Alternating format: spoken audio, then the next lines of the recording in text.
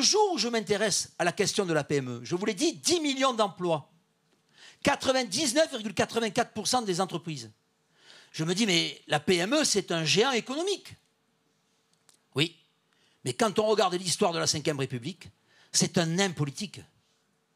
Je dirais que les PME sont partout, sauf dans l'ordre économique des théories, mais les PME sont partout, sauf dans l'ordre politique. Et je vais qu'à prendre un seul exemple qui, moi, m'a marqué, c'est que la PME, qui représente 10 millions d'emplois, hein, n'a jamais eu, ou quasiment eu, sous la Ve République, qu'un secrétariat d'État. Vous entendez? Un secrétariat d'État. Et quand on connaît la hiérarchie de l'ordre politique, vous avez bien sûr le président et le Premier ministre, mais après vous avez les ministres d'État, les ministres délégués, les ministres pleins et entiers. Et puis, à la fin de l'énumération, vous avez les secrétaires d'État. Et un secrétaire d'État n'est invité le mercredi en commission du gouvernement que sur invitation. Il n'a pas d'administration propre. Alors que la finance, l'armée et d'autres aspects sont, je dirais, des fonctions très régaliennes. Mais si on prend un peu de recul, on se rend compte que la PME, elle est très très peu représentée.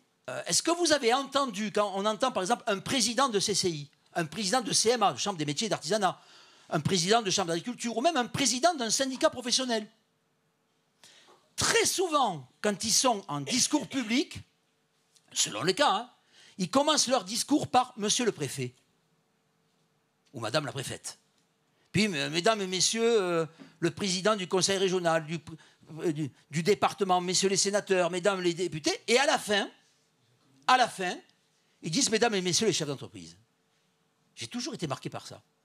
Eh bien, voyez-vous, ça veut dire que ceux-là même qui nous représentent, qui représentent le monde de l'entrepreneuriat, symboliquement, on pourrait dire que c'est de la politesse, symboliquement, ils mettent l'entrepreneur à la fin de l'énumération. Alors, je suis allé chercher la cause. Pourquoi ça? Ben, on me l'a donné.